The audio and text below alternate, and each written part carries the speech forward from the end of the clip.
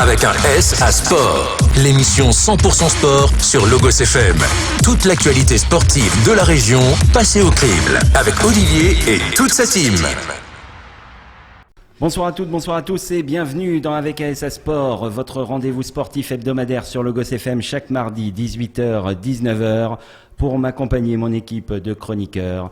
Elle est radieuse, elle a un grand sourire, elle a passé un dimanche extraordinaire parce que c'était sa journée dimanche, c'était son anniversaire. On va déjà lui souhaiter un très très bon anniversaire au nom de tous les auditeurs de Logos FM.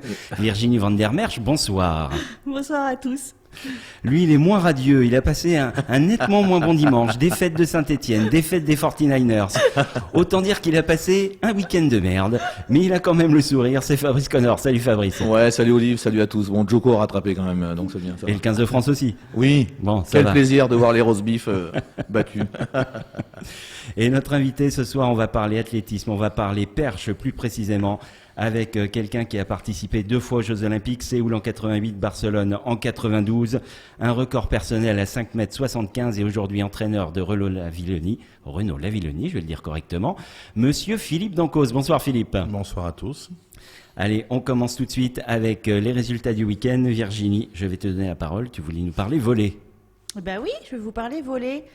En recevant la lanterne rouge du championnat, le VBC Chamalières est parvenu à s'imposer dans cette rencontre en 3-7. Heureusement. Donc super. Et si le maintien n'est pas encore officiellement acquis, eh ben, il est en tout cas en très très bonne voie. On y croit pour les filles. On y croit, c'est effectivement pas trop mal barré. Fabrice, tu voulais nous parler des sangliers Arvernes. Là, c'est plus compliqué niveau maintien. Ouais, c'est un peu plus compliqué niveau maintien. Parce que y a encore une défaite contre Neuilly là, 5-3. Alors Neuilly, fait partie des favoris de la poule avec Cergy Pontoise. Voilà, après ils étaient menés 3-0. Il y en a 3-3, ça veut dire qu'il y a de la qualité dans cette équipe-là. Ils perdent 5-3 malheureusement. Après, ils vont pas pouvoir échapper au play-down. Là, maintenant, c'est fini. Mais il va falloir cravacher pour se maintenir et ça va pas être facile. Mais on leur souhaite tout le bonheur du monde. Très bien. Virginie, je me tourne vers toi pour nous parler rugby. Et tu as un peu le Philippe Saint-André qui a poussé sur ton introduction. En fait, du coup, le 15 de France féminin réalisera pas le Grand Chelem 2020. Voilà. Hein, c'est ça. Le Grand Chelem est perdu, ça c'est sûr. Elle est mythique cette phrase. Non, les joueuses du duo Auvergnat d'Annick Hérault et de Sam Cherouk ont été battues par les Anglaises 19-13 ce dimanche à Pau en ouverture de l'édition 2020 du tournoi Destination. En fait, elles étaient à la fois loin et pas très loin.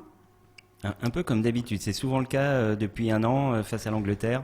C'est ça, et à la fois on sent qu'il y a des solutions, qu'elles peuvent être là, et puis en même temps, ça leur échappe quand même. Le 15 de France féminin qui a de nouveau échoué de peu. Sur son meilleur ennemi, clairement, c'est vrai qu'à chaque fois, donc il y a sûrement encore des choses à travailler.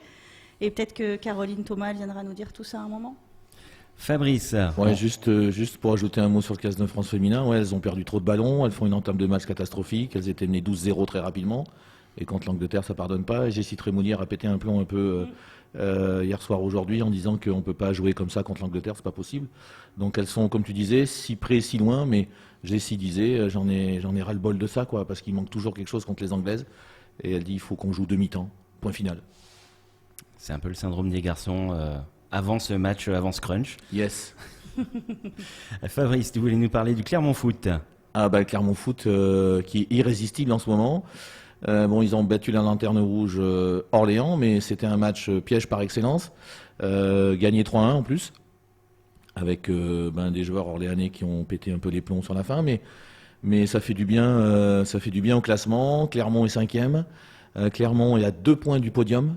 Ça, c'est pas rien du tout. Ça veut dire que s'ils pouvaient finir 3e, qu'ils recevraient le match de barrage, il n'y en aurait qu'un avant d'affronter le 18e de Ligue 1, donc ça serait vraiment extraordinaire. Le chemin est encore long le chemin est encore long, mais on sent que cette équipe du Clermont Foot y croit de plus en plus. Et j'ai trouvé une belle ambiance dans ce stade. J'y suis allé vendredi, ça faisait une éternité que j'avais pas mis les pieds dans un stade de foot et j'ai trouvé qu'il y avait quelque chose qui était en train de se passer dans ce club et dans ce stade, une belle ambiance. C'était très sympathique comme atmosphère. Il y a quelque chose de positif qui se dégage en tout cas au Clermont Foot. Exactement, et vive le Clermont Foot en Ligue 1. Philippe, qu'est-ce qui t'intéresse comme sport? Qu'est-ce que tu suis en dehors de l'athlétisme? Alors je vais faire pleurer tout le monde parce que je suis un mauvais supporter. Je suis incapable de regarder un match de rugby en entier parce que je m'ennuie au bout d'un moment. Mais c'est parce que tu regardes que l'équipe de France, c'est pour ça. Ouais, sûrement, il y a un peu de ça aussi. Je crois que le dernier match de foot que j'ai vu, ça doit être France-Allemagne en 82. Ah oui. Il était bien celui-là. Ah, il était bien, oui, celui-là était bien. Et plus sérieusement, je regarde très peu de sport à la télé. Hier, j'ai fait une petite incartade à mon truc. J'ai regardé l'enduro du Touquet, donc ça veut dire que j'aime bien les sports mécaniques en général. D'accord. Mais c'est pareil, je suis incapable de rester planté devant ma téloche à regarder même des bagnoles tournant en rond. Non, ça me fatigue, quoi. Oui, c'est tellement mieux de pouvoir le vivre. Ouais. Après, je suis curieux de tous les sports.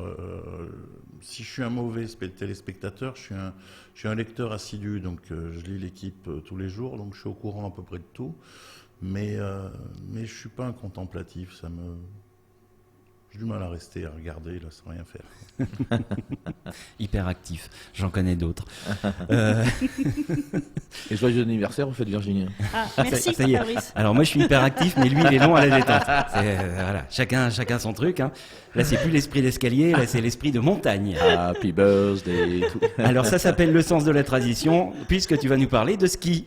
Ouais, tout à fait. Et je suis contente de vous parler de ski et du ski auvergnat avec un jeune Rémi Falgou qui s'est qualifié pour la première fois en seconde manche en Coupe du Monde. Et franchement, Rémi, il mérite parce que ça fait un petit moment qu'il travaille vraiment sur ça. Et pour sa 4e apparition seulement sur une épreuve de Coupe du Monde de ski alpin, et voilà, l'Auvergnat qui est revenu à Besse cette saison s'est qualifié pour la première fois de la seconde manche et a marqué ses premiers points à ce niveau ce dimanche, donc c'est super. Lors du géant de Garmisch. De Garmisch comment? Voilà, alors je ne saurais pas le prononcer, excusez-moi, en Allemagne. Garmisch-Partenkirchen. Voilà, c'est ça, vous direz la suite. Et il a fini à la 21e place, donc super. Et aux côtés de 3 autres Français, Alexis Pinturo qui tourne vraiment bien, Victor Muffat-Jandé et Mathieu Fèvre. Donc super, bravo à lui, franchement c'est cool qu'on ait un Auvergnat qui soit à ce niveau-là, franchement. Ouais, un grand bravo à lui et on va le laisser faire sa saison et on va essayer de le faire venir sur une de nos émissions. Ouais, on avait fait un sujet sur lui à Clermont Sport l'année dernière. Ouais. Oui, mais vous êtes toujours en avance à Clermont Sport, on le sait bien. Bah oui. Alors on va retourner dans les salles avec toi Fabrice, tu vas nous parler de la belle victoire de l'Alpha dans le derby. Et oui, écoute, Clermont Basket qui fait une très très belle saison cette année et l'Alpha qui avait des difficultés, mais l'Alpha gagne de plus en plus de matchs. Et puis hier, il y a eu encore une ambiance de folie. Et donc l'Alpha a gagné 10 points contre le Clermont Basket, ça doit être 96-86 si je dis pas de bêtises. Il me semble bien. Oui. Ouais. Mais voilà, il y a quelque chose. De toute façon, quand l'Alpha joue à domicile, il y a une ambiance de dingue. Et puis belle victoire en tout cas, belle victoire qui est pleine de promesses. L'Alpha, ils sont méga top. Bravo. Qu'est-ce qu'il est fort, hein, il est fort.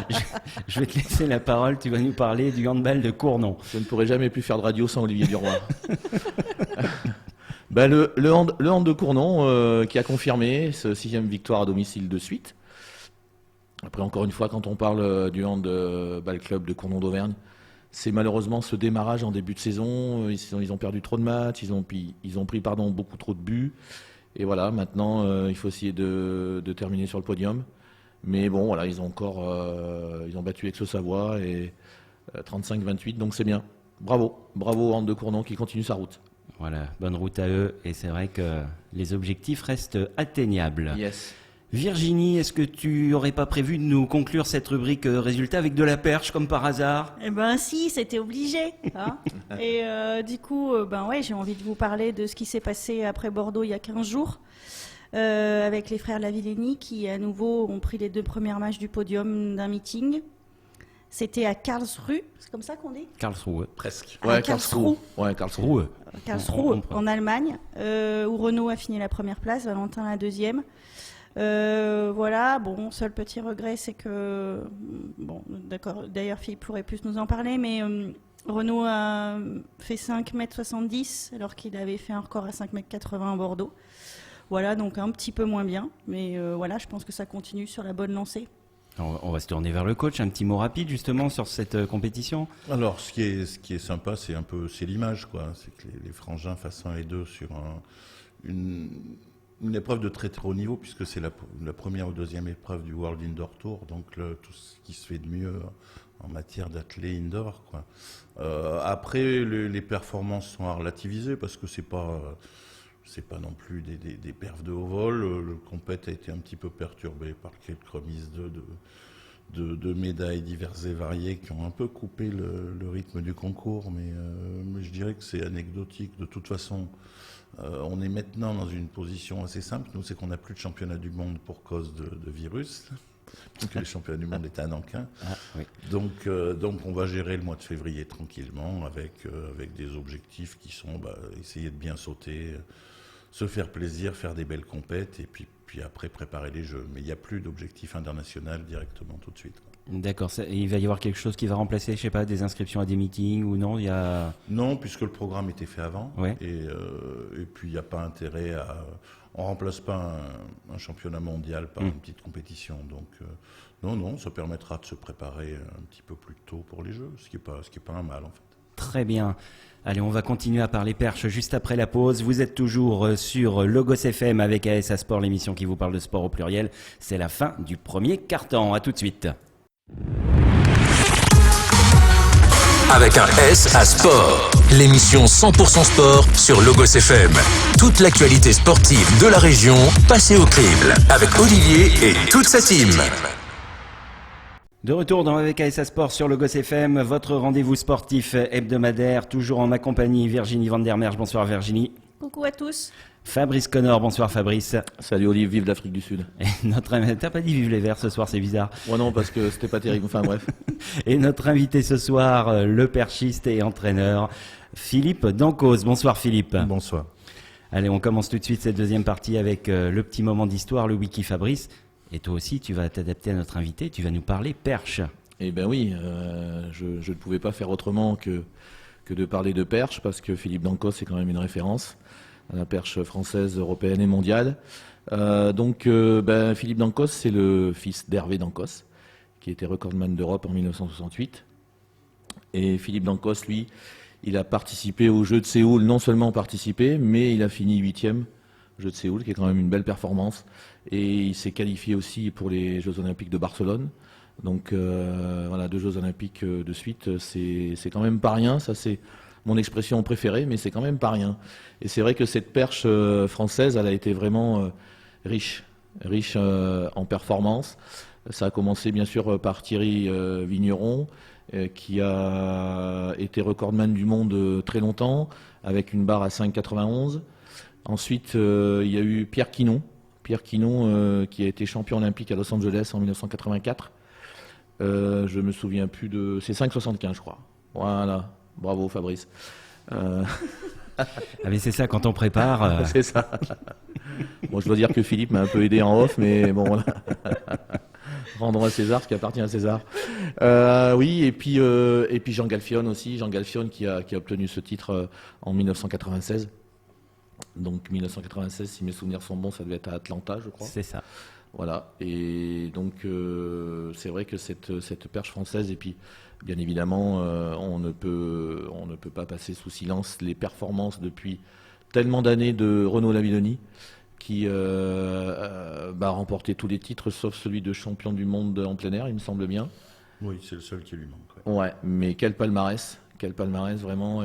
Mais je sais que ça lui tient à cœur d'être champion du monde en plein air, ce serait bien, mais c'est vrai que c'est vraiment un des plus beaux palmarès. Je pense que c'est le plus beau avec celui de Sergueï Boubka peut-être. Ouais, C'est un truc un peu particulier parce qu'il dure, Renaud. Ouais. C'est-à-dire qu'en 2008, il était déjà là, et quand on regarde ses adversaires de l'époque, ils ont tous des cheveux blancs et ils sont à la retraite depuis bien longtemps, et lui, il est toujours là. Ouais. Donc il dure, il est là l'hiver comme l'été, puisque contrairement à Usain Bolt qui passait 3-4 mois à se reposer, à refaire du jus, Renaud, il est sur la sellette, il est champion du monde en salle 3 ou 4 fois, il est champion d'Europe en salle 6 ou 7 fois. Ouais, c'est énorme. Donc il prend jamais de pause. Donc il a eu quelques soucis justement sûrement liés un peu à cette boulimie de médailles dernièrement, mais bon, il est à nouveau sur 2 jambes et je crois qu'il est encore prêt à aller chercher des médailles, quoi. Ben, c'est ce qu'on lui souhaite. C'est ce qu'on lui souhaite. Et puis, ouais, vraiment, en tout cas, c'est vraiment un palmarès immense. Et j'espère que son frère aura le même palmarès. Après, il va certainement falloir qu'il travaille. Mais en tout cas, voilà, cette perche française, elle a tellement amené d'émotions, tellement amené de joie. C'est vraiment là où souvent la France au JO a fait la différence.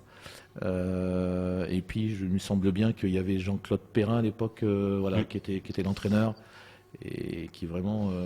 À ce propos, d'ailleurs, j'ai pas grand-chose à vendre, mais j'ai un colloque qui peut intéresser beaucoup de gens le 23 février, donc le matin du All-Star Perche. D'accord. Il y a justement Jean-Claude Perrin et Maurice Ouvion qui viennent parler un peu de leur histoire et de génial. leur vie un peu exceptionnelle, parce que c'est grâce à eux qu'on a eu 3 titres olympiques en 35 ans, quoi. Ouais, c'est. Oui, des grands noms du sport en général, pas que de la perche, mais c'est effectivement des noms qui parlent. De bons entraîneurs. Et puis, il me semble bien que Jean-Claude Perrin avait été sollicité par le PSG à une époque. Oui. Parce Oui, que tellement il. Il a même gagné la Coupe Davis avec Yannick Noah. Ouais, il a gagné la Coupe Davis avec Yannick Noah, c'est vrai ça. Une Ouais. sorte de sorcier. C'est ça. Il y en a quelques-uns dans le sport. Qui pue le sport, comme on dit, Ouais, c'est ça. qui est imprégné du sport. Vraiment. Alors Philippe, justement, raconte-nous un petit peu ton parcours avec un père perchiste. Est-ce que la perche est venue naturellement à toi ou ça s'est fait comme ça aurait pu être un autre Pas sport? franchement, parce que quand j'étais petit, j'étais pas très doué. Et alors j'ai fait de l'athlé assez jeune, mais c'était pas le truc où ça marchait pas, quoi. J'y arrivais pas, j'étais trop grand, j'étais trop maigrichon. Je me suis rattrapé depuis. Et, Ça se voit pas, Philippe, ça se voit pas. c'est de la radio, c'est vrai. Et plus sérieusement, c'est à partir de 17-18 ans où je me suis dit, bon allez, il n'y a pas de raison que ça le fasse pas, donc je me suis jeté là-dedans et j'ai fait une carrière assez sympa. J'étais paradoxalement, en commençant tard, j'ai été bon jeune, puisqu'à 21 ans, j'étais finaliste olympique. Après, j'ai dû glandouiller un petit peu parce que j'ai plus géré que chercher à être encore plus compétitif, parce que bon, j'ai été rattrapé rapidement par des blessures. À 26 ans déjà, je pouvais plus arquer, donc j'ai arrêté très tôt. Et c'est à 29 ans, j'ai arrêté ma carrière. D'accord. Et la vocation d'entraîneur est venue tout de suite ou ça a pris un petit peu de temps? Alors, le principe de tout sportif de haut niveau, là, je vais vous faire marrer, mais quand on est sportif pro pendant 10 ans, en général, quand on arrête, on se gratte la tête et on se dit « Ah oui, tiens, c'est vrai, il y a une vie après le sport, donc qu'est-ce que je vais bien pouvoir faire ?»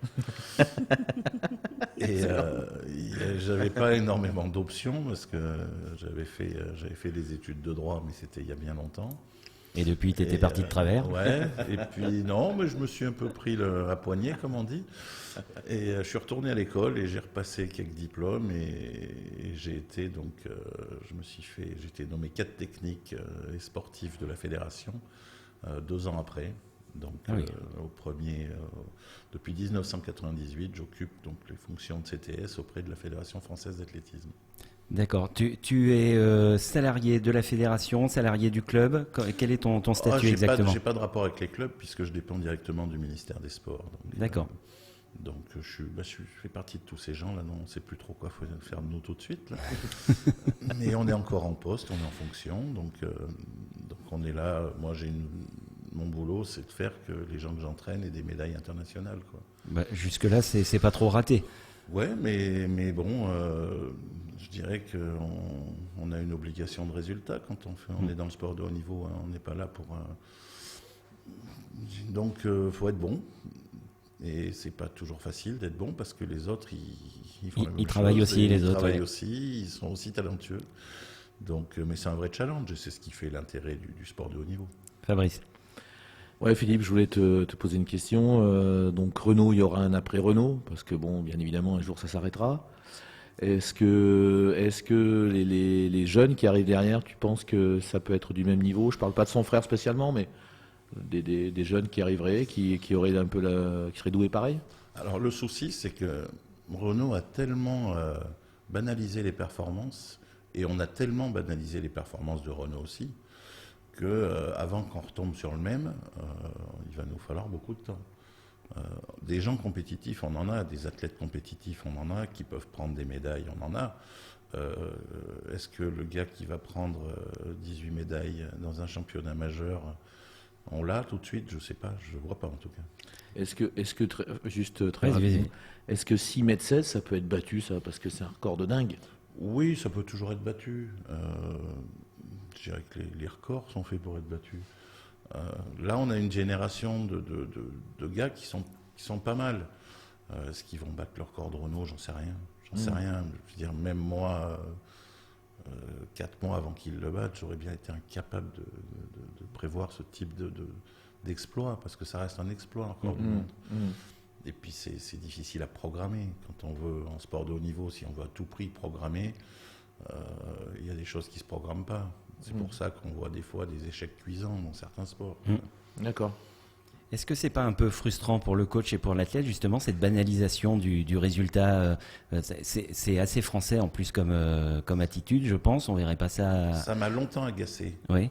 Ça m'a longtemps agacé. Je pense qu'avec Renault, on a tous les deux un très mauvais souvenir. Un très mauvais souvenir qui s'est quand même terminé avec une médaille olympique. Donc, j'ai souvenir des Jeux de Rio où il y a 3 ou 4 Français qui ont fait des médailles, 2 ou 3, et ils étaient fêtés comme des... Et puis Renault, il fait 2, et puis ça se passe pas bien. C'est pas le métal espéré, mais ça n'empêche pas que la perf était exceptionnelle. Il bat le record olympique pendant la compétition. Et c'était un concours. Et on s'est retrouvés un petit peu comme deux cons après la compétition, avec des sifflets dans les gradins que les gens n'ont pas compris. Une presse un peu agressive, un porte-drapeau de l'époque qui a sorti des banalités et des balourdises. Tout ça mis bout à bout, on finit par dire, mais ils n'ont pas compris que ce mec-là était quand même exceptionnel. Même si moi, je ne suis pas un fan. Je ne suis pas là pour être fan, je suis là pour entraîner. Mais souvent, on oublie que quand il ne sera plus là, on risque de ronger un peu notre frein. Oui. On ne regagnera pas autant de médailles tout de suite. J'ai bien peur que non, même si on a des gens de grande qualité. Oui. Très bien, merci beaucoup Philippe. C'est la fin de cette deuxième partie. Vous êtes toujours sur Logos FM, c'est avec ASA Sport, l'émission qui vous parle de sport au pluriel. Notre invité ce soir, Philippe Dancos, perchiste international et actuellement entraîneur de Renault Lavillenie. À tout de suite. Avec un S à sport, l'émission 100% sport sur Logos FM. Toute l'actualité sportive de la région passée au crible avec Olivier et toute sa team. De retour dans avec ASA Sport, c'est le 3e quart-temps de votre émission sportive hebdomadaire sur Logos FM, toujours en compagnie de Virginie Van der Merch. Joyeux anniversaire Virginie, je sais que tu adores, que j'ai publié ça tout à l'heure. To you. Il va falloir que j'invite tout le monde, c'est super. Lui, c'est pas encore son anniversaire, c'est passé. On l'a fêté aussi. Ouais. C'était un peu plus en milieu de semaine, c'était plus compliqué de s'en rappeler. C'est ça. Puis t'es un vieux monsieur, donc voilà, c'est compliqué tout ça. Fabrice Connor, salut Fabrice. Salut Olive. Et notre invité ce soir, Philippe Dancos, entraîneur de Renault Lavillenie. Bonsoir Philippe. Bonsoir. Alors on va continuer avec toi, tu nous expliques un petit peu ton parcours, ton parcours de perchiste professionnel, ton parcours d'entraîneur. On va parler un petit peu maintenant plus de ton quotidien. Est-ce que tu serais en mesure de nous donner une journée type de Philippe Dancos? On va passer, je me lève, je te bouscule, tu ne te réveilles pas, etc. Alors, j'ai pas de journée type, parce que j'ai pas une journée qui ressemble à une autre. Pour des raisons simples, c'est que en fait, j'adapte mes journées aux séances d'entraînement des gens que j'entraîne. Donc, il arrive qu'on s'entraîne le matin et l'après-midi. Il arrive qu'on s'entraîne que l'après-midi. Là, on est en période de compétition, donc j'ai pas le même emploi du temps tout de suite que j'aurai quand on est en période de préparation. Mais bon, si je fais une côte mal taillée, je fais partie des gens qui se lèvent pas aux aurores parce que j'ai pas besoin de me lever aux aurores. On s'entraîne à partir de 10 heures, donc après j'ai toujours un peu de boulot, de logistique, de gestion, de préparation de séances, de trucs comme ça, mais bon, quand on s'entraîne 2 fois, je suis pris de 10 heures du matin à 18h30 le soir, quoi. Est-ce que tu as un staff technique autour de toi, des entraîneurs adjoints? Comment tu travailles? Je travaille avec des agents qui s'occupent de tout ce qui est médias, qui s'occupent de ce qui est gestion de partenaires, de choses comme ça. Je travaille avec un préparateur physique qui bosse avec moi sur parfois la réathlétisation de certains athlètes, tout ce qui est programme de renfort. Bon, j'ai pas un staff très étoffé. Après, on travaille avec un docteur, un kiné. Mhm. Et ça reste une structure assez souple. C'est-à-dire que moi, j'ai des gens qui viennent de toute la France pour s'entraîner ici au saut à la perche. On a une structure qui s'appelle Pôle National de Préparation Olympique. Donc, on est en fait une antenne du Grand INSEP. Et j'ai un financement du Conseil régional qui me permet d'être autonome et d'être assez... disons que j'ai pas besoin de faire 15 réunions pour choisir tel ou tel truc. Si je veux aller en stage là, j'ai le budget, je mets en place le truc, quoi. Donc ça reste une structure assez souple et on peut être assez réceptif.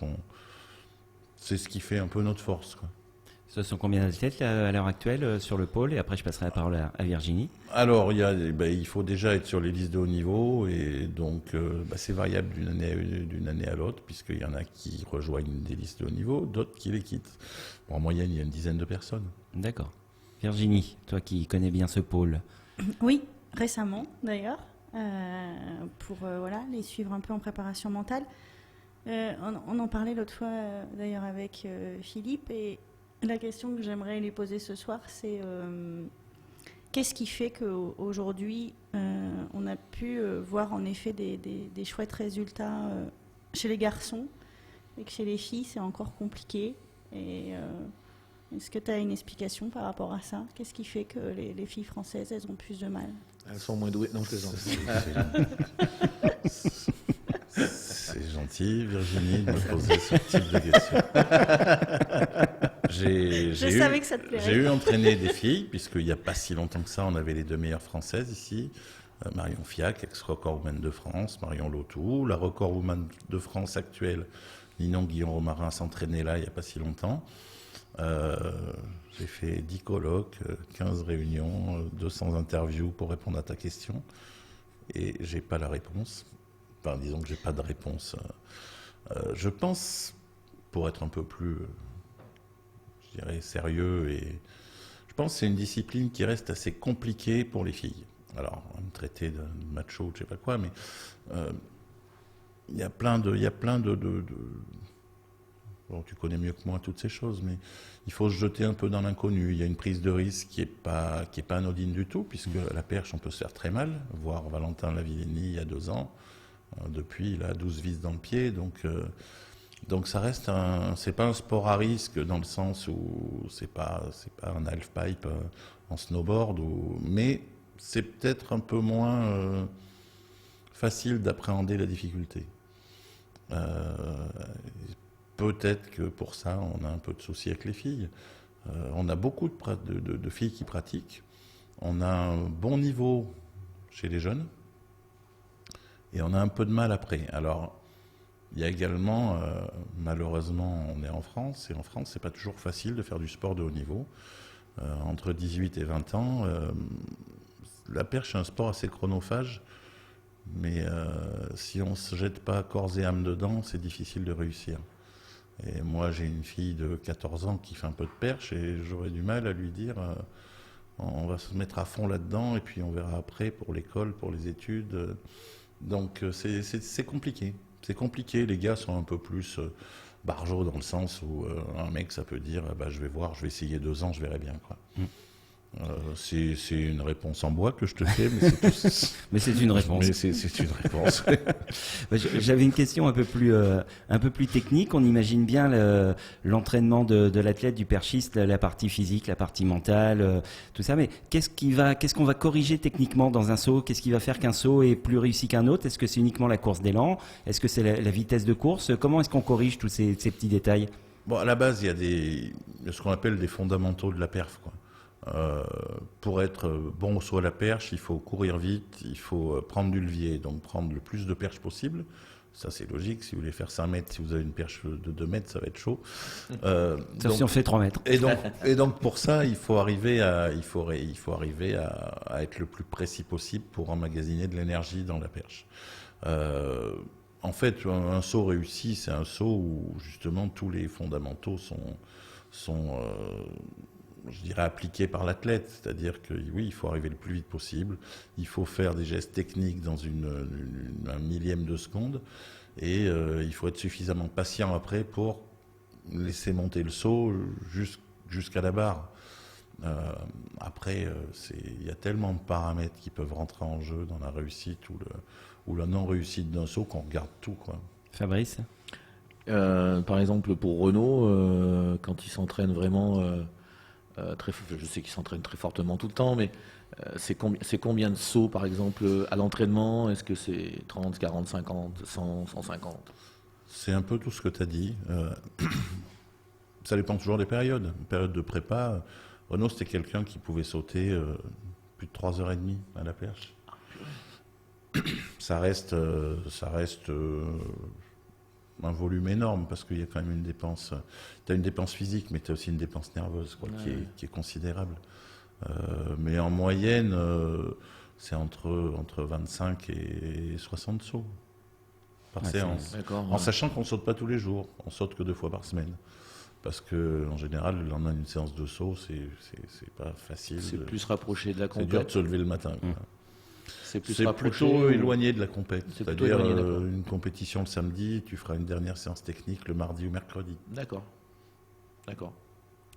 Très bien, merci beaucoup Philippe. On va continuer dans la dernière partie tout à l'heure avec la rubrique préparation mentale. Tu n'hésiteras pas à nous faire part aussi de tes expériences. Mais tout de suite, c'est l'heure du coup de cœur, coup de gueule de Virginie.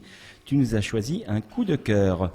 Ouais, c'est vrai. D'ailleurs, je choisis tout le temps des coups de cœur. Hein. J'ai du mal avec les coups de gueule. Moi, j'aime tellement le sport. Ouais, parce que tu es foncièrement gentille, Virginie Vandermeer. Ah, c'est ça. Joyeux anniversaire. Alors, mon coup de cœur de cette semaine, c'est l'Open d'Australie de tennis. Novak Djokovic? Pas du tout. Ah, je suis déçu. Non, c'est pas Djoko. C'est Harold Maillot. Vous connaissez Harold? Pas du tout. C'est un jeune junior. Je peux vous dire que vous allez en entendre parler dans les années à venir. D'accord, tu veux dire comme Richard Gasquet et Gaël Monfils? C'est ça. Non, Harold, c'est super parce qu'il a gagné, l'Open d'Australie en effet en junior. Alors vous allez me dire, mais il y avait que des Français. Oui, c'est vrai. En fait, c'était une finale 100% française. Non, mais pour dire vraiment qu'en effet, chez les garçons, pour le coup, dans le tennis, là, il y a vraiment des jeunes juniors qui poussent bien et Harold en fait partie. C'est un gros travailleur. Qui est à Metz et qui bosse dur, franchement. Moi, j'aime beaucoup ce gamin pour l'avoir croisé plein de fois. Et il a battu en finale Arthur Cazot, qui est un jeune joueur aussi qui promet, 6-4, 6-1. Et voilà, et c'est chouette parce que Harold est 3e mondial chez les juniors. Donc, franchement, chapeau à lui. Et voilà, c'est le début. C'est le début d'une grande carrière. Est-ce qu'on a une chance de les voir vraiment, ceux-là, après?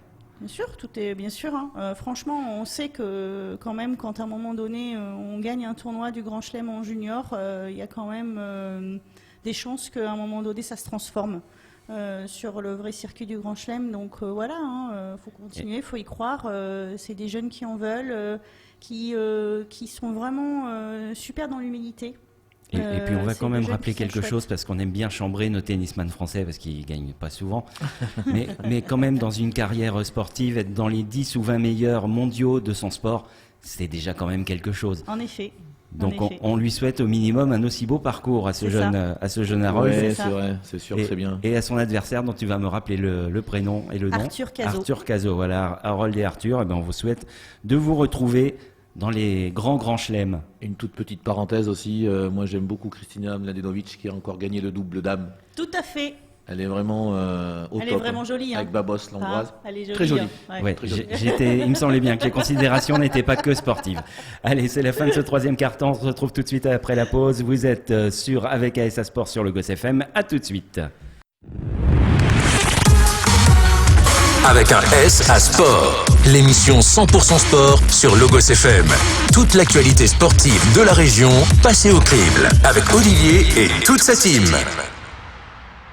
Quatrième et dernier quart-temps d'Avec ASA Sport sur le Gosse FM. Merci d'être avec nous, de nous être fidèles. Toujours en compagnie de Virginie Van der Merch, Fabrice Connor et notre invité ce soir, l'entraîneur de Renault-Lavillenie, Philippe Dancos. Alors, vous avez pris l'habitude depuis quelques semaines, depuis que Virginie nous a rejoints. Nous parlons préparation mentale pour terminer cette émission et tu vas nous expliquer ce soir comment déprogrammer une expérience négative. Alors là, c'est tout un... Enfin, je vais essayer. Je suis même pas sûr d'avoir compris le titre. On m'a dit il fallait parler hyper technique. Ouais. Alors en fait, juste pour vous dire que dans une compétition, en effet, notamment quand elle peut être ratée, du coup le corps il retient des choses, la tête retient des choses, le cœur retient des choses. Et en fait, la perception d'une situation et d'un match, d'une compétition, fait appel à l'intelligence globale et en fait aux trois cerveaux.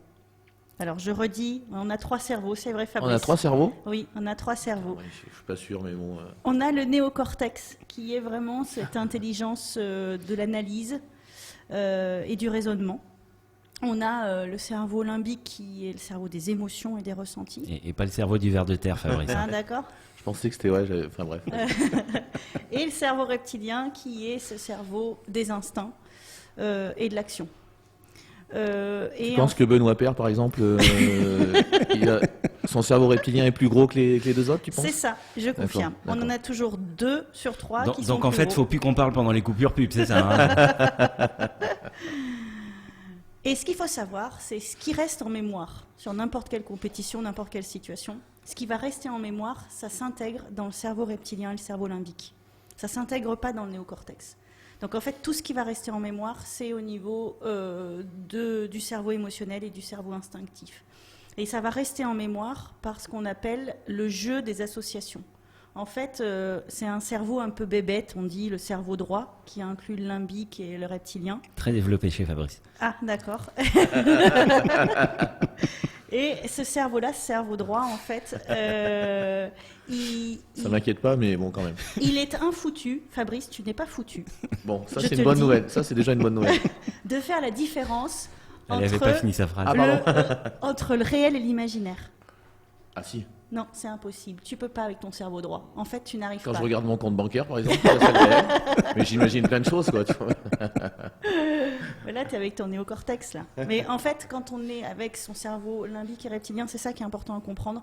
C'est qu'en fait, ce cerveau-là est infoutu de faire la différence entre le réel et l'imaginaire. D'ailleurs, vous savez que les kinés utilisent beaucoup ça dans des suites après une blessure, pour faire récupérer en fait les sportifs. Par exemple, imaginons demain tu as une rupture du ligament croisé du genou et tu peux plus faire de foot. Ah non, tu fais pas de foot. Si, pardon. Pendant quelques temps. Ouais, alors je te confirme, il fait pas la différence entre le réel et l'imaginaire.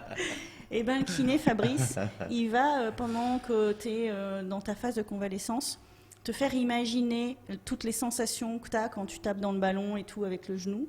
Et si on mesurait à ce moment-là, à l'électromyogramme, qui est l'activité musculaire, ta capacité musculaire là et ta force musculaire, elle fonctionne à 80%. C'est juste pour te dire qu'à un moment donné, vraiment, ton cerveau droit est infoutu de faire cette différence-là. C'est ce qu'on va utiliser pour de l'imagerie mentale, pour des choses comme ça? Exactement, c'est là où je voulais en venir, c'est qu'en effet, la force de l'imagerie mentale, c'est ça, c'est qu'on passe par ce cerveau droit pour aller déprogrammer une expérience négative et la reprogrammer autrement.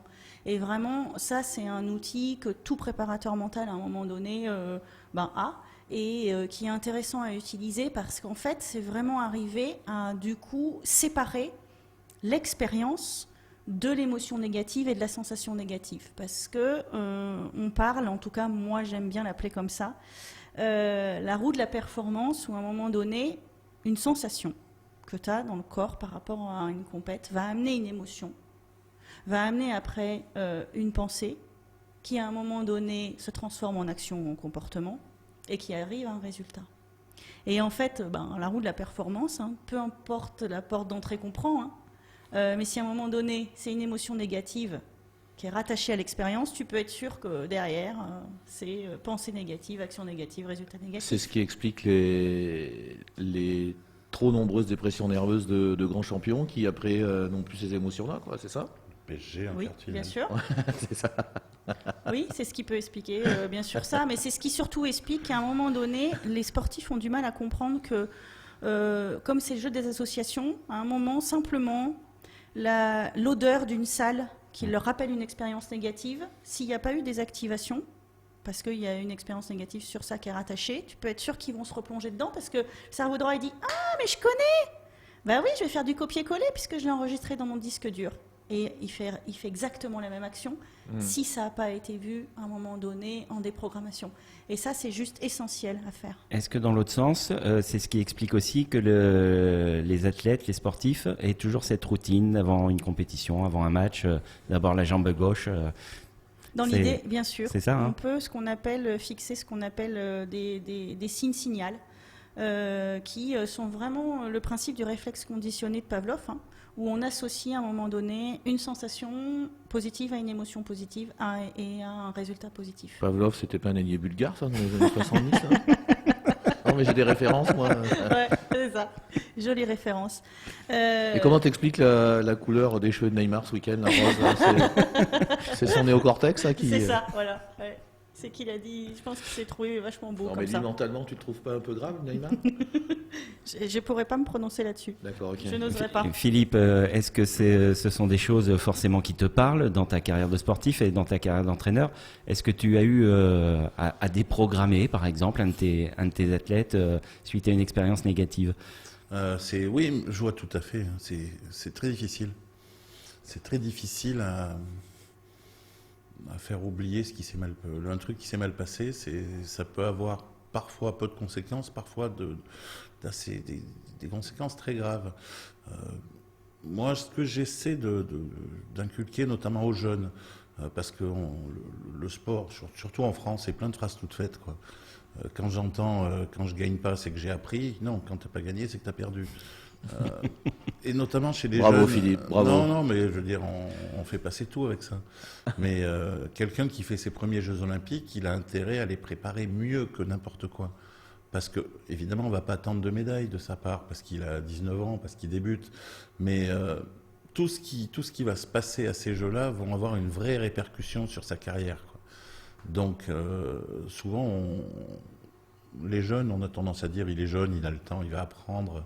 Sauf que le truc, la plantade que tu as en début de carrière, tu te la traînes tout le temps, quoi. Donc il faut être assez pro là-dessus. Mais on est, encore une fois, moi j'ai tendance toujours à taper sur le sport français, mais on est des gros débutants dans plein de trucs, quoi. Dire la prépa mentale, tu vas demander à 15 sportifs est-ce que vous avez un préparateur mental, ils vont te dire mais non, je suis pas malade, quoi. Donc on est en retard, on est vraiment en retard. C'est fou, ça. Et alors tu vas chez les ricains, chez les anglo-saxons, dire le préparateur mental, il est assis à côté du kiné, à côté du physio, mais chez nous non. Et après chez nous on peut avoir carrément le gourou, quoi, qui devient qui à la base portait les bouteilles d'eau et qui finit entraîneur après avoir été coach psy, tu vois. Ouais, c'est fou. Donc on est encore des grands amateurs dans beaucoup de trucs, malgré nos grandes phrases, là. Bon, on espère que cette rubrique fait progresser les mentalités, en tout cas en local. Virginie, ces expériences négatives, est-ce que si elles se répètent, c'est ce qu'on pourrait appeler la bête noire quand on reproduit les mêmes échecs sur le même adversaire, que ça soit en sport individuel ou je sais ce que tu vas dire, que ça soit en sport individuel ou en sport collectif? Ça fait penser à une équipe qui joue en jaune et bleu et qui pendant 100 ans... Faut que tu arrêtes de penser la même chose que moi, c'est pas possible. Bah oui, bien sûr, mais c'est complètement ça. Et en plus, il faut savoir que souvent, en fait, c'est contagieux, c'est contagieux dans une équipe et c'est contagieux dans un vestiaire. Il faut le savoir aussi, ça reste dans les vestiaires. Quand je dis ça, des fois on me prend pour une dingue, mais c'est complètement vrai. Ça a été vraiment prouvé scientifiquement, au processus pour le coup. Donc voilà. Parce qu'il y a plein de choses qui se passent au niveau neurophysiologique et qui se transmettent vraiment, pour le coup, de génération en génération. Alors, donc, je te coupe juste 2 secondes pour rebondir sur l'exemple qu'a donné Fabrice. C'est vrai que toutes ces finales perdues, c'était pas les mêmes joueurs. Il y a eu plusieurs générations, donc c'est bien qu'il y a quelque chose dans le club qui fait que ça reste. Bien Et sûr. c'est ancré dans l'histoire et que cette histoire s'est transmise. Bien sûr, mais il faut savoir que dans un staff, il n'y a pas que les joueurs, il y a aussi les dirigeants, il y a tout ce qui tourne autour. Et en fait, ça a un impact, ça. Et c'est ça qui est à mesurer. Et il y a des programmations à faire aussi à ce niveau-là. Là, tu viens de désespérer Fabrice. Il vient de réaliser que Saint-Etienne ne serait plus jamais champion de France. Écoute, moi je suis quelqu'un de positif, mais bon, enfin, on va attendre quelques années quand même. Très bien. Un petit mot de la fin, Virginie, rapidement. Ouais, juste une clé qui peut être intéressante pour tout athlète pour commencer le travail, pour désactiver, même si à mon sens ça se fait vraiment là pour le coup avec un préparateur mental qui accompagne là-dessus. Mais il y a un chouette tableau à remplir de la roue de la performance où après chaque entraînement ou chaque compète, il suffit de prendre une feuille, un tableau et de noter à un moment donné toutes les sensations qu'il y a eu pendant l'entraînement, pendant la compète, toutes les émotions. Et puis aussi, du coup, toutes les pensées, les actions et les résultats. Et voir si à un moment donné, dans tout ça, est-ce que c'est plutôt négatif ou positif et sur quelle porte d'entrée l'athlète il peut agir. Très bien, merci beaucoup Virginie, c'était comme d'habitude très intéressant. Exactement. C'est la fin de notre émission, on se retrouve... Et joyeux anniversaire. Joyeux anniversaire Virginie. Merci encore. On se retrouve mardi prochain sur Logos FM de 18h à 19h. Vous retrouverez d'ici la fin de semaine le podcast de cette émission sur la chaîne YouTube Clermont Sport TV. Fabrice, nous on se retrouve demain en direct du studio Arverne à partir de 19h pour l'émission Version Télé, où on présentera l'agenda du week-end. Philippe, merci énormément de ta présence. C'était un vrai plaisir et c'est toujours très agréable de t'écouter parler de tes expériences. Merci beaucoup. Merci de l'invitation. C'est un grand plaisir. Merci Philippe. Je vous souhaite à toutes et à tous une très très bonne semaine sportive. Bye bye.